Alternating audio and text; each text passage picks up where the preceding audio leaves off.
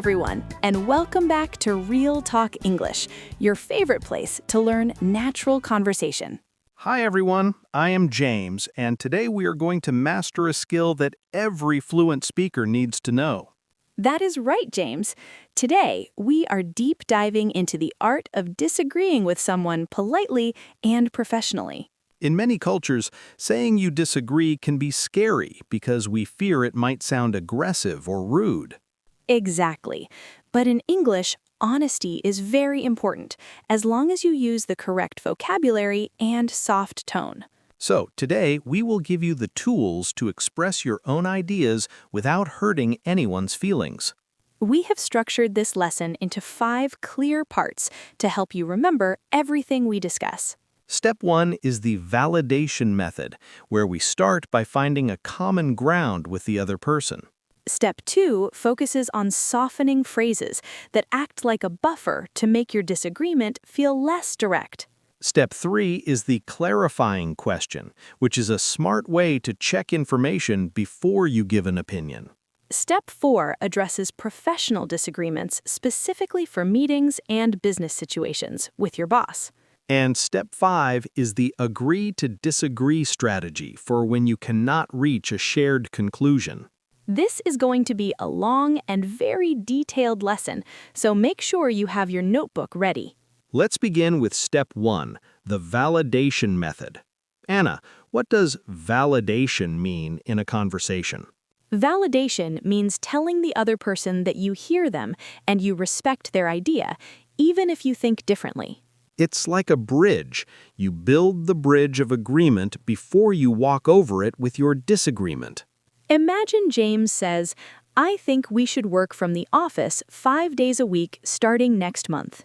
If you immediately say, "No, that is a bad idea," the conversation will turn into an argument very quickly. Instead, try starting with, "I see where you're coming from. I understand that collaboration is important." Then you add the magic word. The word is however. It's much better than but. Exactly. I see where you're coming from. However, I feel that working from home increases our team's productivity. Did you notice how calm that sounds? It is not a fight. It's a discussion of different points of view. Let's practice that phrase slowly so you can repeat at home. Repeat after James. I see where you are coming from. However, I have a different opinion on that matter. That is excellent. Now, let's move to Step 2, using softening phrases to lower the tension. Softening phrases are words like actually, to be honest, or I'm afraid I don't quite see it that way. I love using the phrase, "I'm afraid I disagree." In English, "I'm afraid" does not mean you are scared. It's just a very polite way to say, I am sorry to tell you that I have a different idea. Imagine a friend wants to go to a very expensive restaurant for dinner, and you want to save money. You could say, actually, I was thinking of going somewhere more affordable tonight. What do you think? The word actually is a great softener. It gently redirects the conversation without a hard no. Let's practice one more softener. This one is very natural. Repeat after me. To be honest, I'm not sure if that's the best option for us right now. That is perfect. It shows you are thinking deeply about the situation instead of just being difficult. Step 3 is one of my favorites, the clarifying question technique. This is a very smart strategy. Instead of disagreeing immediately, you ask the other person for more information. Exactly. You might say, "That is an interesting idea. Could you explain a little more about how that would work?" This is brilliant because sometimes, while they are explaining, they realize their own mistake. Or it gives you more time to form a polite response based on the details they give you. It is a win-win situation. You are learning and you are being respectful at the same time.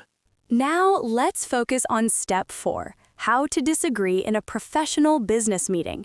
This is where many people get nervous. They want to be polite but also look competent and strong.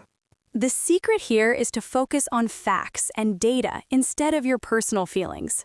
Yes, instead of saying, I don't like your plan, say, based on my research, I have some concerns about that approach. The word concerns is very professional. It sounds objective and serious without being mean. Let's practice a workplace phrase. Anna, tell me we should launch the new app tomorrow. James, I think we are ready to launch the app tomorrow morning. I understand you want to meet the deadline. However, I have some concerns about the server stability. See, James did not attack me. He identified a problem that we need to solve together. Exactly. It is about the goal, not who is right or wrong. Now, step 5 is essential for relationships, the agree to disagree method. Sometimes, James, people just have different opinions and nobody will change their mind. And that is okay. In those cases, you should end the argument gracefully. You can say, I respect your point of view, even if I don't quite agree. Let's agree to disagree on this one. This shows maturity. It shows that your friendship or working relationship is more important than the argument. Let's review the vocabulary we have learned so far in a very quick summary.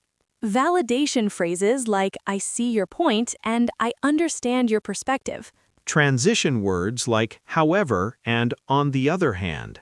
Softening phrases like actually, to be honest, and I'm afraid.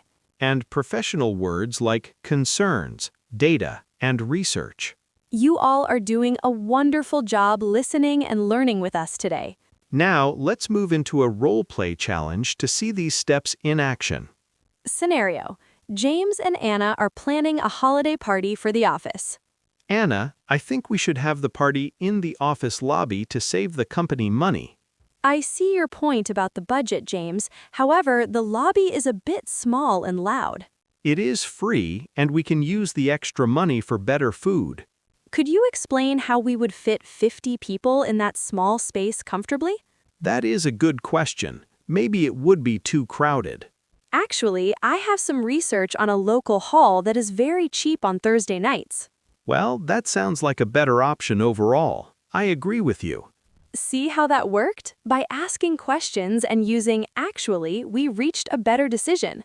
It is all about teamwork. Now let's talk about your tone of voice. The words you choose are important, but the way you say them is even more critical. If you say, I see your point with an angry face, it does not help. Keep your voice steady and low. Try to keep a slight smile on your face if possible.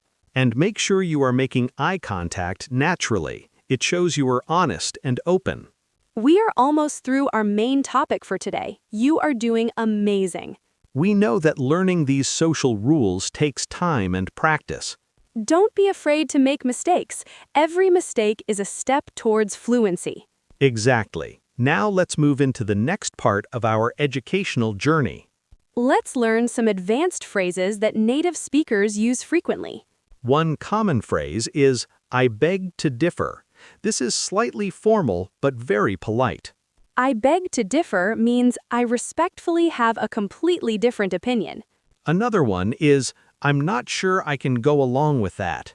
This is excellent for group decisions when you don't agree with the current direction. And, I understand what you are saying, but my experience has been different. That one is very powerful because it uses your own life as the reason for your opinion.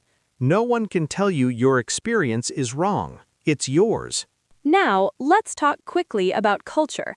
In the US and UK, directness is often seen as positive.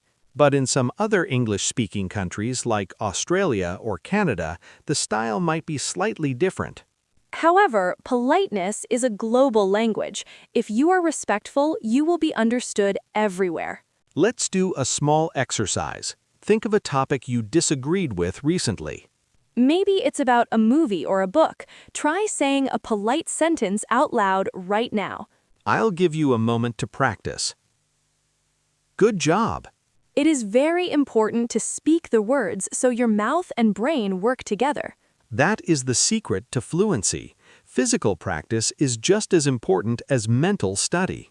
Now, let's look at a more difficult scenario, a personal argument with a family member. When emotions are high, it is even more important to stay calm and use your polite phrases.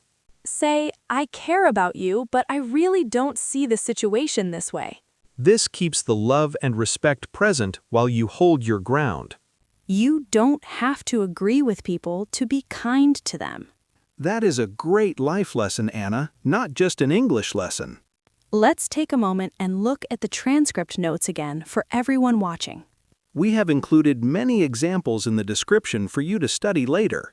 Writing them down will also help you remember the spelling and grammar. Now, let's talk about how to respond when someone disagrees with you.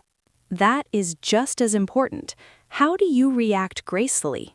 You can say, "Thank you for sharing your perspective. I'll definitely think about that." This is a wonderful way to stay polite, even if you don't plan to change your mind. It shows you are a good listener, and being a good listener is key to fluency. Let's repeat that phrase. Thank you for sharing your perspective. Thank you for sharing your perspective. Great work, everyone. Now we are moving into the final deep review of the entire lesson.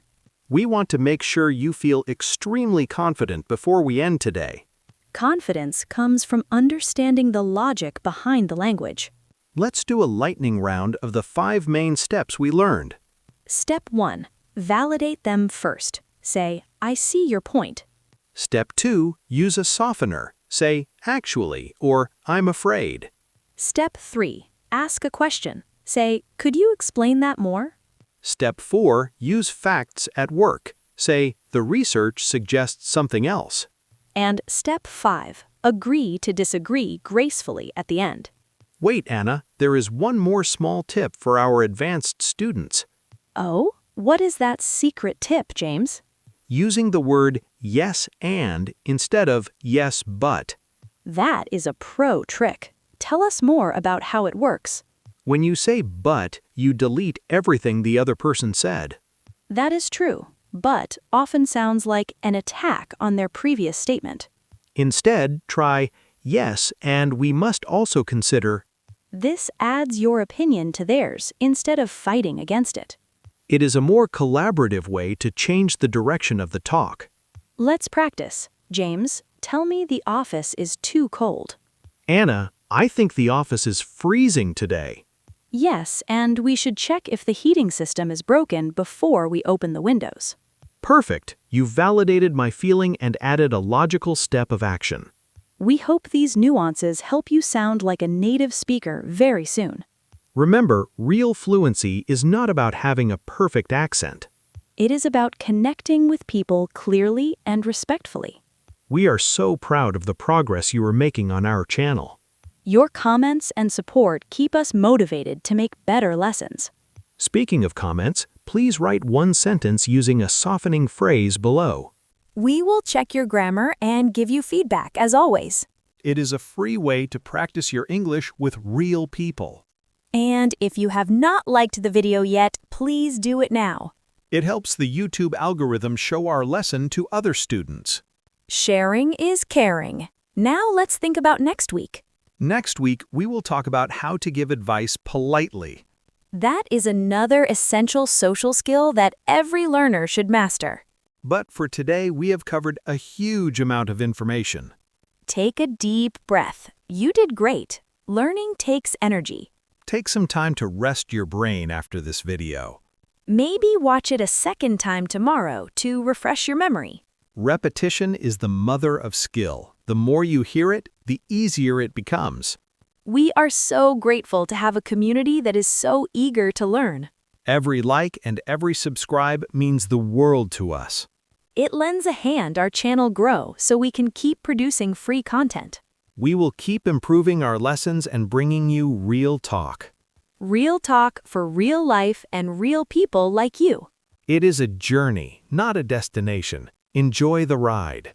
Exactly, James. Language is a tool for freedom and expression. And today you learned how to use that tool very effectively. Well, it is finally time to wrap up our masterclass. Thank you for spending these last few minutes with us. Remember to practice one polite disagreement today at home. We will be checking in on you in our next video. Until then, stay curious and stay respectful. I am James. Have a wonderful week of learning. And I'm Anna. Goodbye from Real Talk English. Bye-bye. See you soon. Keep talking.